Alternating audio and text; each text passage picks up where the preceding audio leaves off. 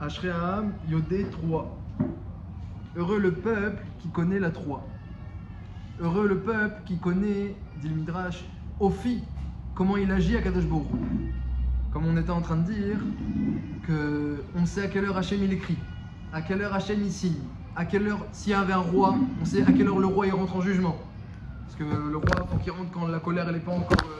On fait rentrer au début, à Moud HaShachar, dès que le jugement commence. On sait, c'est quand les goïms ils sont jugés. Akadosh Baruch Hu, il a fait un truc nifla, un truc extraordinaire, qu'à un peuple, il a révélé exactement la conduite du monde.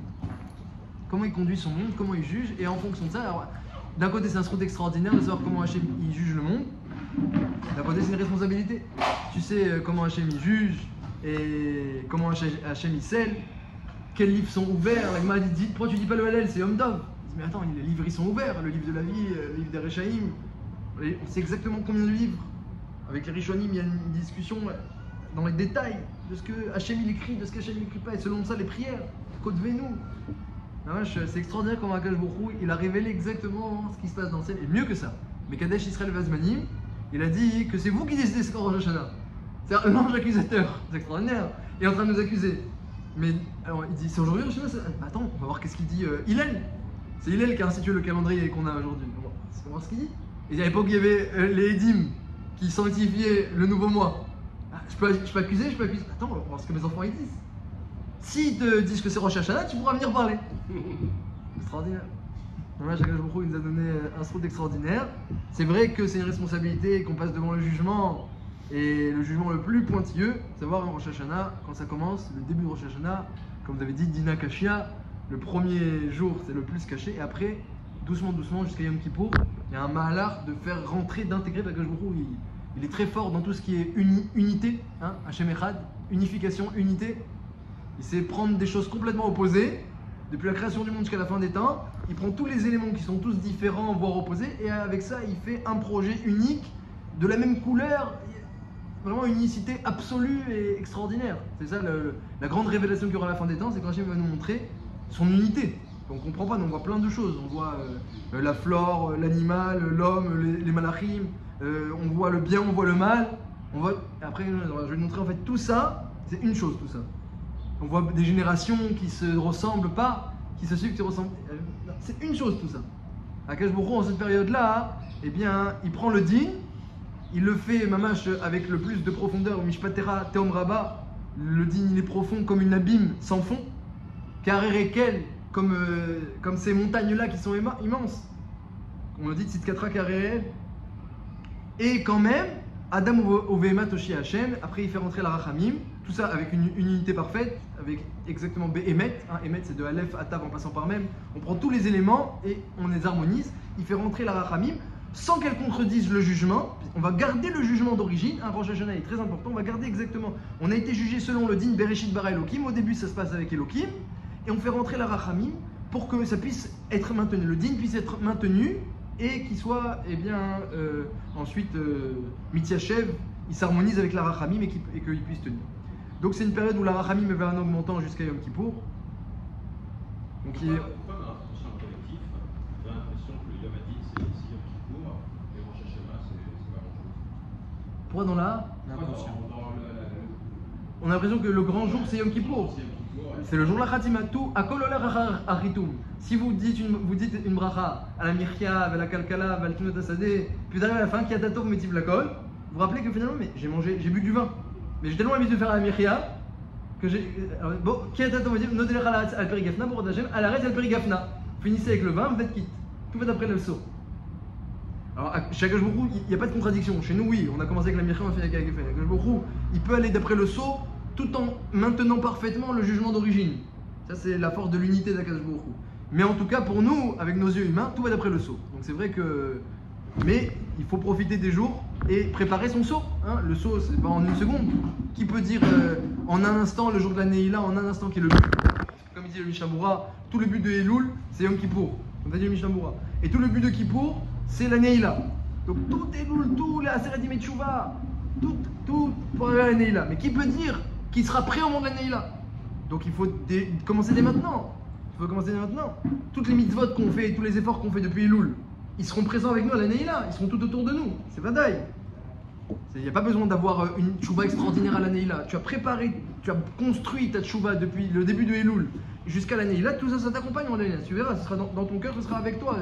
Il y aura un réveil, une route, c'est vadaï. Il y avait un sipour, j'ai entendu un sipour de 2 enfants, 2 jumeaux, qui se ressemblaient comme 2 gouttes d'eau, mamache. Personne ne savait, à part leurs parents, les distinguer. Mais seulement il y avait une grande différence, et ça, grâce à ça, tout le monde savait distinguer. Un, il était très très picard, racham, très intelligent. Et l'autre, avait beaucoup de mal, beaucoup de mal. Donc, toujours dans la classe, il y avait le meilleur et le moins bon. Et bon, le meilleur et le moins bon, ils se ressemblaient comme 2 gouttes d'eau. Et c'est perturbant pour les enfants eux-mêmes de vivre une chose pareille. Et un jour, le professeur, il parlait de Kippour. Il expliquait, voilà, on prend 2 boucs identiques, et un, il est pour Hachem, et un, il est pour, on le jette sur la montagne, il s'explose, et l'Azazel. Et au fond de la classe, on entend, c'est moi le bouc, l'Azazel, c'est moi le cire, l'Azazel. Bon, le professeur, il a rien dit, mais il a compris, il a pris l'enfant de côté, et il lui dit, t'as voulu participer pendant le chiour c'est inhabituel. Qu'est-ce que tu voulais dire, c'est moi le bouc, c'est moi le bouc. Il a dit que toujours il est mis de côté, il ressemble à l'autre, mais toujours c'est le contraire bidiouk. C'est pas quoi, je suis en dessous, je suis à l'opposé.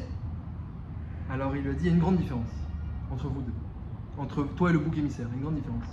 C'est que le bouc émissaire, il y avait un goral, il y avait un tirage dedans, on fixait Zé Lachem et Zé la Azazel, il y avait un goral. Toi, il n'y a pas de goral, rien n'est fixé, tu peux changer quand tu veux. Il n'y a pas eu de goral. À toi de dire qui tu es. Et ça, c'est un peu la période. Alors, on raconte que 30 ans plus tard, ce même professeur-là était au mariage de sa nièce et ils attendaient le Rosh Yeshiva Messader Kiddushin. Et le Rosh Yeshiva, quand il arrive, il voit le professeur, il va lui serrer la main, il dit, je vous dois tout. On se connaît, je ne connais pas. Je vous dois tout. Vous vous rappelez pas, il y a 30 ans, vous vous rappelez pas, en classe. C'était moi. Il m'avait dit, rien n'est fixé, j'ai pas eu le goral. Et voilà, j'ai pas eu le goral. Alors depuis ce jour, j'ai dit, je vais prendre maintenant le chemin de la aliyah, de l'élévation. Donc rien n'est fixé. Les gens, ils se fixent eux-mêmes. Ils se fixent parce que, naturellement, quelqu'un qui est pas bon, alors il voit, j'ai de la hatzlacha dans les bêtises, et j'ai pas de la hatzlacha à l'école, donc forcément, j'aurais pas des ambitions à l'école. Les gens, ils se fixent eux-mêmes leur goral. Ouais, moi, je fais pourquoi, moi? Regarde, avec mes midotes et mes tendances et mes trucs, mes ta'avot, donc on se fixe notre goral, alors on met le tampon. Mais il faut savoir qu'il n'y a aucun goral qui a été tiré, c'est pas la différence du bouc, de Kippour, lui, il est fixé. Et donc, à nous de réfléchir en cette période, est-ce qu'on ne peut pas finalement essayer de s'attribuer un autre goral que celui qu'on s'est nous-mêmes imposé, par habitude ou par faiblesse? On peut fixer un autre goral. Et bien que je vous donne les forces dans cette période-là. Il faut savoir que la période, les jours qu'on vit, mamash, c'est meyouchad meod, hein, c'est le Gaon de Vilna, il dit, on est dans une période hors temps, en dehors du temps, extratemporel, si on pouvait dire. On est en dehors du temps. Pourquoi? Il explique le Gaon de Vilna. Il dit parce que la Torah, elle essaie toujours d'ajuster l'année lunaire et l'année solaire, parce que tout va d'après l'année lunaire, mais il faut garder les saisons. Donc on doit toujours juxtaposer, harmoniser l'année lunaire et l'année solaire. Il y a 10 jours entre l'année lunaire et l'année solaire. Il dit au Gaon de Vilna, dans Aderet Eliyahu, dans Bereshit, il dit au Gaon de Vilna, les 10 jours, c'est les Aseret Yemei Teshuvah. C'est lorsqu'Hachem renouvelle le monde. Eh bien, il y a 10 jours comme ça de battement, entre Rosh Hashanah et Yom Kippour. Pendant ces 10 jours, on est en dehors du temps. En dehors du temps. C'est 10 jours où on peut, il dit, alors, qu'on est en dehors du temps, on peut réparer le temps. Voilà, le temps est passé avec ses affres, avec ses erreurs, avec ses fautes. Il y a 10 jours, on peut réparer toute l'année. Hein, ce Ridouché, il marque dans Mishnah Berurah. Mishnah Berurah, il dit que chaque jour, vous savez, de la Hachem Teshuvah, si on enlève Rosh Hashanah, il y a 2 jours et Kippour un jour, ça fait 7 jours. Donc il y aura un lundi, un mardi, un mercredi, un jeudi, un vendredi, un samedi et un dimanche. Sans parler de Rosh Hashanah et Kippour. Dit le Mishnah Berurah au nom du Yavet, du Yarod des vaches, que Rav Yonatan Béchitz, que chaque jour on peut réparer tous les jours de l'année. On peut réparer tous les jours de l'année. Le lundi, tu peux réparer tous les lundis. Au nom du Harizal, on dit tous les lundis de ta vie, tu peux réparer. On dit au nom du Harizal. Galanti, il disait tous les lundis de ta vie. Mais Mishnah Berurah, il ramène tous les lundis de l'année. Et le Gaon de Vilna, il explique pourquoi. Juste parce que c'est Aseret Yemei Teshuvah. Non, parce que ces 10 jours, ils sont en dehors du temps. Donc en dehors du temps, tu es au-dessus, tu peux maintenant interférer, réparer. Puis en plus, Akadosh Baruch Hu, il est en train de juger toute l'année. Et il n'a pas encore scellé. Et en fonction de ce que tu fais, il va sceller. Donc Mamash, tu es en train de réparer, tu prends ton année et tu peux réparer, décortiquer, opérer. Mamash pour réussir à corriger ce que tu veux corriger. En fonction de ça, le jugement il change. Moi j'ai eu une année qui était comme ça. Maintenant que je vois que ça change, c'est ce que la Gemara dit dans Rosh Hashanah. La Gemara dit dans Rosh Hashanah, Rabbi Yochanan il a dit la tchouva est grande parce qu'elle déchire le décret de l'homme. Comme ça il a dit Rabbi Yochanan. Grande est la tchouva qui déchire le décret de l'homme. Alors la Gemara elle dit mais comment veux-tu déchirer le décret? Voilà, la Gemara elle dit, il y a une braïta qui dit que lorsqu'il y a un décret, même si un homme il a même 1000 korban, 1000, il peut pas déchirer son décret. Donc comment Rabbi Yochanan il a dit grande est la tchouva qui déchire le décret? La réponse oui, t'as raison. On parlait que de Aseret Yemei Teshuvah. Donc la grandeur de la tchouva qui déchire les décrets, c'est Aseret Yemei Teshuvah. Ou alors tchouva chez le rabbin, ou alors pendant l'année la tchouva d'un rabbin. S'il y a une communauté tout entière qui fait tchouva, la communauté a une possibilité de déchirer les décrets même pendant l'année. Mais de façon générale, pour un yachid, un individu solitaire qui fait tchouva entre lui et lui-même, eh bien c'est que pendant Aseret Yemei Teshuvah que la tchouva a cette force-là. Parce que sinon, même si tu as 1000 korban, Hachem il a fixé à Rosh Hashanah, il a scellé. Parce que tu peux venir toi maintenant, après ce qu'Hachem il a écrit et ce qu'il a scellé, la Gemara demande même au début du père, elle dit mais alors pourquoi on prie si c'est fixé? Oui c'est fixé, mais après la manière dont ça va se réaliser et de quelle manière et dans quelle forme et si ce sera les tova ou pas les tova et en son temps. Par exemple dit la Gemara, si Hachem avait décidé beaucoup de pluie parce qu'ils étaient tzadikim, mais après Kippour, les Bnei Israël ils sont partis faire Avodah Zarah. Yardou, ils ont descendu de leur niveau. Hachem ils vont beaucoup de pluie, où ça à un moment où il n'y en a pas besoin, et sur les montagnes. Donc, on peut interférer dans l'année, et au contraire, si Hachem a décidé peu de pluie, mais qu'après on a fait tchouva après Kippour, alors il enverra le peu de pluie au bon moment, au bon endroit. Donc on peut interférer pendant l'année, mais il y a quand même la graine, le roche Hashanah qui est là, quoi. La tête de l'année, elle est clairement fixée pendant cette période-là. Et là pour l'instant, eh bien, les livres sont ouverts. Que je il a écrit. Il y a un rayon, une idée de procès, de jugement à Rosh Hashanah, selon la rigueur, mais tout est encore ouvert, et surtout si toi maintenant tu viens et tu commences à changer les paramètres du jugement, ça je vais corriger, ça je change, ça je regrette, tu fais tchouva, on peut tout changer. Ça c'est ce que dit le Mishnah Berurah déjà, et alors le Pisod, il dit le Gaon, d'après le secret du temps, eh bien on est en dehors du temps. C'est une période, il dit en dehors du temps, mais mettre le Roche lui-même, alors c'est un livre d'Halakha le Roche, à la fin de Maseret Rosh Hashanah, il dit au nom de Rav Netronai Gaon, donc les Gaonim c'est avant Rashi, c'est à l'époque où ils étaient encore à Bavel, et comme c'est la suite de la Gemara, les Gaonim ils disent que les 10 jours de l'année sont différents des 10 jours de toute l'année, et là-bas il permet même de jeûner Shabbat. Le jour de Shabbat, il permet de jeûner Shabbat. Ah ouais, c'est un sort de jeûner Shabbat, oui, c'est un Shabbat normal, c'est la sorte de jeûner. Là, c'est pas un Shabbat normal. Shabbat Tchouva, c'est pas un Shabbat normal. Donc Rav Netronai Gaon, il permet de jeûner. Le Roche, la seule question qu'il a sur Rav Netronai, il dit que c'est pas normal. Je vais pas venir après un Gaon et le Roche qui a un Rishon pourtant et parler, mais il dit juste une couchée sur lui. Ils disent que le Rav Netronai Gaon, il interdit de jeûner à Rosh Hashanah qui est que Yom Tov. Alors, il y a une couchée que si tu dis que les jours de la Aseret Yemei Teshuvah sont différents, même permettre de jeûner à Rosh Hashanah, lui il interdisait le Rav Netronai de jeûner à Rosh Hashanah. Donc juste c'est la seule chose qu'il a à redire le Roche. Mais dans l'idée, ce sont des jours différents. C'est une période d'Irshu Hashem Beimatseo. Comme il dit le Gaon de Vilna, la Gemara dit. La Gemara dit D'Irshu Hashem Beimatseo. Appelez Hashem lorsqu'il est là. Demandez à Hachem lorsqu'il est là. Kera ou Bioto Karov, appelez-le lorsqu'il est proche. La Gemara dit mais c'est quand qu'il est là? C'est quand qu'il est proche? Elle dit Aseret Yemei Teshuvah. Il n'y a pas un endroit dans le monde dans l'année où on parle comme ça. Hein, les Bédéar Klal, oui, tu fais monter les tfilotes jusqu'à Hachem. Là, cette période, il n'y a pas besoin de faire monter les tfilotes. Pas besoin de monter. Les tfilotes, elles sont reçues en face de toi. Dirshu Hachem Bimatseo. Imatseo. Hachem, et c'est normal, parce que, entre guillemets, parce qu'Hachem, il vient et il est en train de reforger le monde, de décider chaque chose en détail. C'est avec du din, il décide qu'est-ce qu'on va faire, qu'est-ce qu'on va faire avec son maintien, qu'est-ce qu'on change, etc. Et donc, il est mamash proche de ce monde-ci, puisqu'il est en train de le juger et de le reforger pour une année.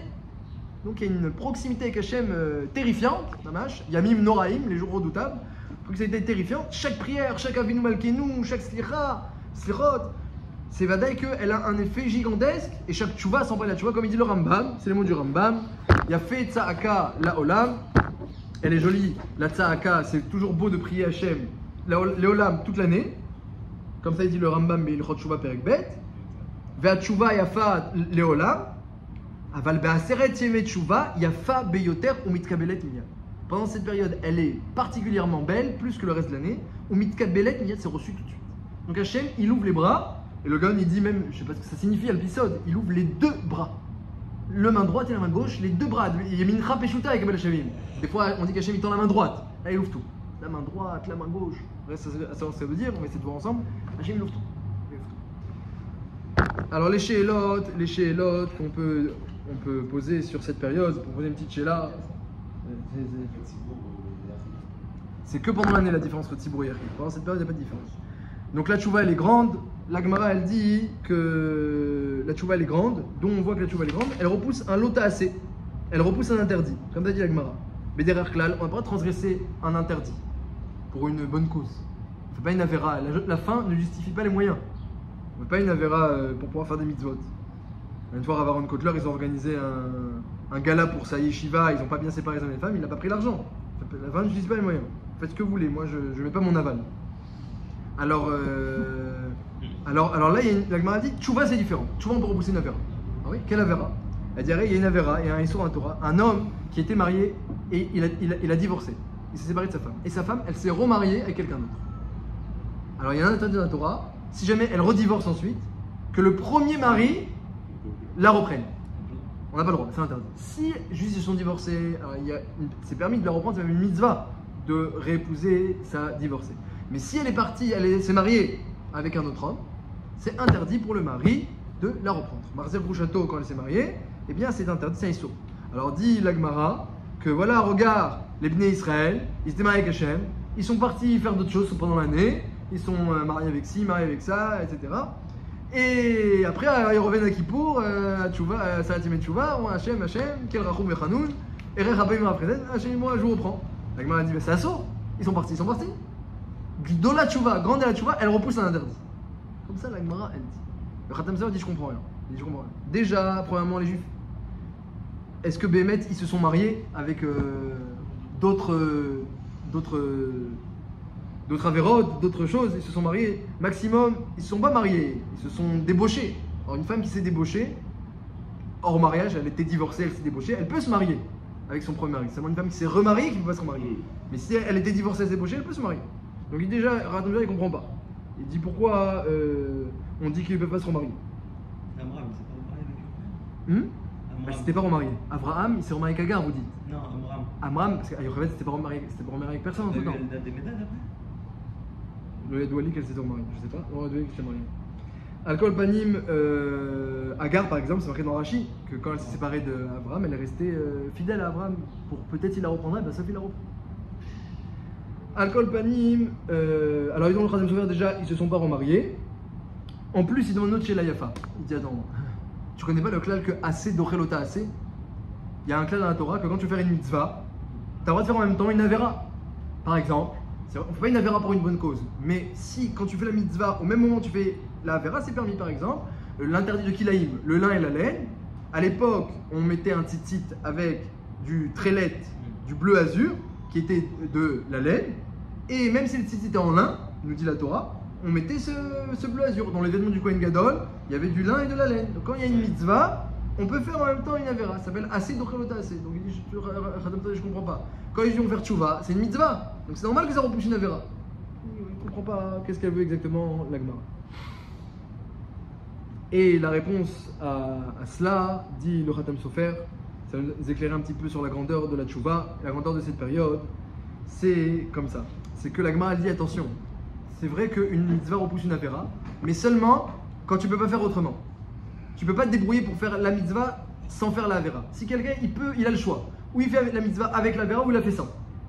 Alors, et s'il a fait avec la avera, ça ne marche pas. Ça s'appelle une faute. C'est pas repoussé. Là-bas, c'est obligé. Un vêtement à 4 coins de lin ne peut être cachère que s'il a du bleu azur qui n'est fait que de laine. Le bleu azur ne peut être fait que de laine. Donc on n'a pas le choix. On ne peut pas mettre le bleu azur sur autre chose. Il faut avec la laine. Et le vêtement, il a 4 coins, il est en lin. Donc on est obligé de mélanger la laine. Mais si on pouvait faire autrement, tu pourrais acheter le bleu azur, le mettre sur du coton au lieu de la laine, si c'était accepté, eh bien on n'aurait pas le droit de faire le mélange. Jusque très laid, il se trouve que Xerat Akatouf, ça doit être en laine. Donc pareil, quand il y a un moyen de faire la mitzvah. Par exemple, il y a plusieurs frères qui doivent faire hiboum. Tu sais qu'on n'a pas le droit de se marier avec sa belle-sœur. Mais lorsqu'il y a un hiboum, on peut se marier avec elle. Mais si dans les frères, il y en a un qui est permis et un qui est interdit à la belle-sœur parce qu'ils ont des liens parentés par ailleurs, on prendra le frère qui est permis. Quand on peut faire la chose de façon permise, alors là il dit le Radam quelque chose de très beau.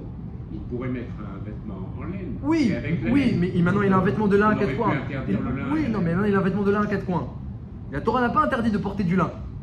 Non, il a un vêtement de lin. Alors on ne doit pas mettre le lin d'après vous. Non, la Torah n'a pas interdit. La Torah l'a permis, c'est mes fourrages de la Torah. On va avoir des vêtements en laine, en lin ou n'importe quelle matière. Un vêtement en lin, hein, il est chayav d'avoir des tzitzit. Alors,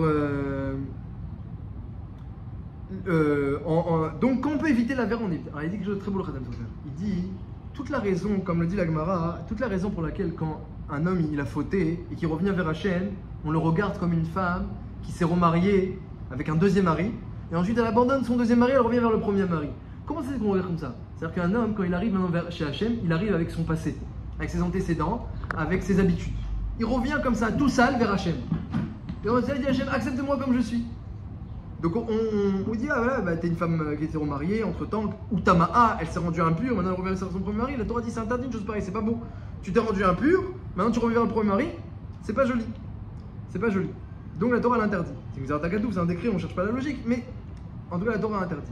Mais si, dit le Khadam Sofer, tu t'étais lavé complètement, tu avais complètement nettoyé ton passé, tu avais nettoyé ta personne, quand tu reviendrais vers Hachem, on te regarderait même pas comme un homme, comme une femme qui s'est remariée avec un autre homme, qui a trompé son mari, qui est parti se marier ailleurs. On te regarderait pas comme ça. Et la Gemara dit comme ça, quelque chose de très joli. Elle dit il y a Tchouva Meira et Tchouva Me'ahava. Il y a un passage où c'est marqué que lorsqu'un homme il fait Tchouva, ses fautes sont transformées en Shogeg. Le passage qui dit que chaque faute elle devient comme une embûche. C'est-à-dire que c'est pas une vraie faute, c'est juste une embûche, c'est un Shogeg. Et il y a un passage où c'est marqué que les fautes sont transformées en Srouyot. Comme ça, elle demande la Gemara dans Rosh Hashanah une stira, Dafud Zayin Amoudbet. Elle dit il n'y a pas de stira. Lorsqu'un homme il fait une Tchouva Be'ava parce qu'il aime Hachem, parce qu'il aime la Torah et Mitzvot, et il change maintenant son comportement par amour, alors on prend ses fautes et on les transforme en mérite. Du coup, cette personne-là, quand elle va arriver pour se remarier avec son premier mari, on ne considère pas qu'elle s'est mariée avec elle. Au contraire, entre-temps, on va regarder encore plus, elle pensait que à son premier mari. Elle est restée complètement fidèle, alors que c'est pas vrai, mais s'il a fait Tchouva Me'ahava, il dit, moi j'ai des Raveriv, je raconte souvent cette histoire pour illustrer un petit peu que ça signifie Tchouva Me'ahava, Tchouva Me'ira. J'ai un Raver, il me dit, il va jamais se coucher. Il fait que étudier, jamais il va dans son lit. Quand il est fatigué, il fait comme ça. Alors, je dis, mais pourquoi tu fais autant, etc. C'est un peu dur. Peut-être tu vas dormir. Des fois, il est fatigué en CDR. Alors, quand nous on va dormir, on est enfant, le lendemain, on étudie mieux. Il me dit, je peux pas aller me coucher. Je peux pas. Pourquoi? Parce que j'ai veillé pour autre chose. J'ai veillé pour autre chose, pour des bêtises, j'ai veillé. Maintenant, je fais tchouva. Alors quoi? Pour des bêtises, j'ai veillé, et pour la Torah, je vais pas veiller. Quand c'était important pour moi de veiller, j'ai veillé. Maintenant, j'ai compris la Torah, elle est importante. Donc, je dois faire au moins la même chose. Je peux pas me permettre. Je me trahirai à moi-même. Donc, du coup, toutes les avérotes se transforment en souillantes. Maintenant, la personne, elle arrive avec un tremplin de avérotes qui vont le propulser vers la Torah. Donc, lui, maintenant, il va pas se coucher. Il dort comme ça. Peut-être il serait plus efficace s'il allait se coucher.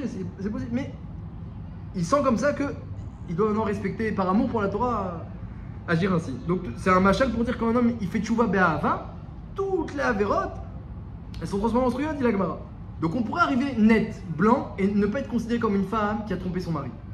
Mais, en cette période-là, Hachem il dit, je vous demande pas, même pas ça. C'est même pas ça que je vous demande. Tellement la tchouva elle est bien reçue, même dans ça. Venez sale, venez avec votre passé, venez avec votre tromperie. Venez avec votre tromperie, vous m'avez trompé, vous êtes marié avec quelqu'un d'autre. Et le Khatam Sofer il dit oui, il y en a qui se sont débauchés, il y en a qui se sont mariés mamache.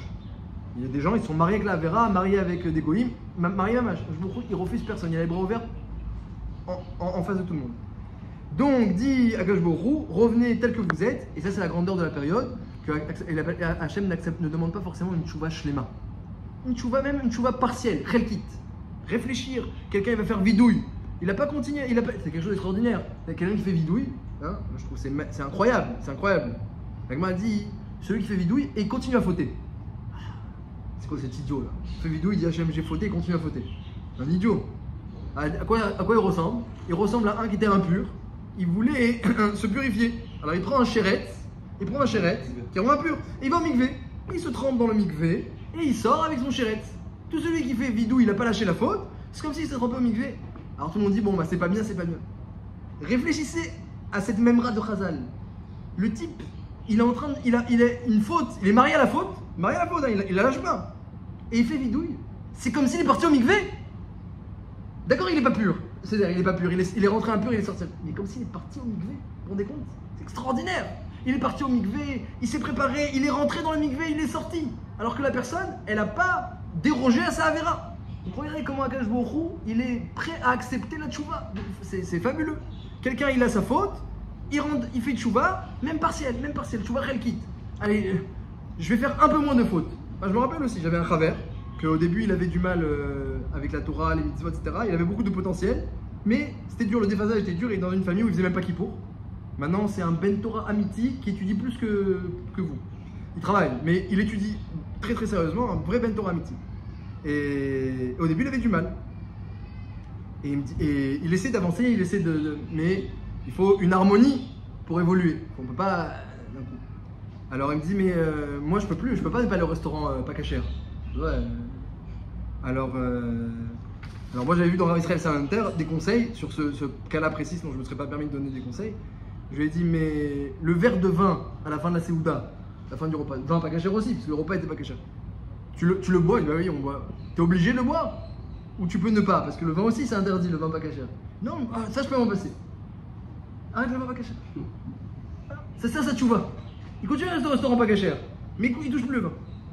Doucement, Akadosh Baruch Hu, il est patient, il attend, il veut qu'on change. Et maintenant, Baruch Hashem, quelqu'un qui il respecte toute la Torah, il étudie, il se lève très très tôt le matin pour étudier avant le travail, il se couche très tard pour étudier, tout en travaillant, il réunit les deux comme il faut. Donc tout ça pour vous dire quoi? Tout ça pour vous dire que Akadosh Baruch Hu, il est très patient, et donc même une tchouva qui n'est que partielle, et bien Akadosh Baruch Hu, il la reçoit. Donc toute l'année, Bémet, comme on a dit, c'est difficile de changer. La Gemara, elle dit, pour changer un décret, alors il y a quoi? Il y a tzedaka. Il y a la tzedaka, tchouva ou tfila. Il y a Shinui Maaseh, changer ses actions. Shinui Hashem, changer de prénom. Shinui Makom, changer d'endroit. Il y a plein de conseils pour changer un décret. Mais ça, c'est pendant le reste de l'année, dit le Maharsha. Pendant le reste de l'année où les choses sont difficiles. Il faut vraiment changer de prénom pour changer le décret. Il faut vraiment changer d'endroit. Non, je suis plus Plony de Paris, je suis Plony de Givat Shmuel. Donc tu as changé d'endroit déjà, c'est une nouvelle identité. Une nouvelle identité, on peut changer le décret même pendant l'année. Comme ça dit que le Maharsha, parce que la Gemara dit qu'il y a plein de conseils pour changer le décret.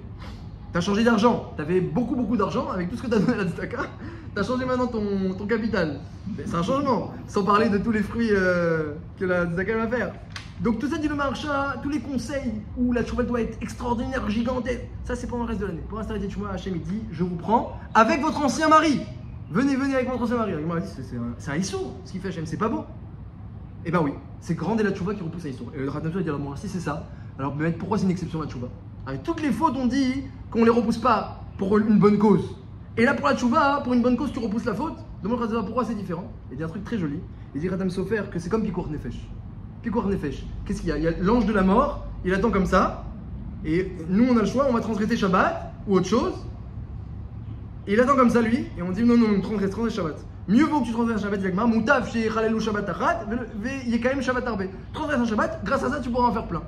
Il faut savoir que la tchouva, c'est au Todava. Il y a l'ange accusateur, il est dans le ciel, il a accusé Rosh Hashanah, il attend comme ça. Et maintenant, la tchouva, c'est Pikuach Nefesh. C'est Pikuach Nefesh. Allez, revenez. Mais Ava, Meira, complètement, partiellement, que le verre de vin là-bas. Revenez ce que vous pouvez. Ce que vous pouvez prendre, on est sauvé. C'est ça de sauver, c'est ça de prix. C'est ça de prix à l'ennemi. Tout ce qu'on peut faire, une slicha, une tfila, une zdaka en plus, tout ce qu'on peut faire, c'est ça de prix à l'ennemi. Donc du coup, même si c'est, entre guillemets, un moyen pas joli, parce que quelque part, c'est pas kavod, après qu'on ait trompé Hachem et qu'on n'a pas changé vraiment, on revient vers lui. Akadosh Baruch Hu, il est prêt à tout accepter dans cette période. Donc il faut savoir, comme on a dit au début du jour, le Goral n'a pas été tiré. Hein, c'est que pour le bouc qu'on tire le Goral. Pour nous, le Goral, il n'a pas été tiré. On a encore le choix entre les mains de savoir qui on va être cette année. Et le choix au niveau spirituel, il est entre nos mains. Et par ricochet, eh bien, il y aura, Bezrat Hashem, une bonne année matérielle. D'accord.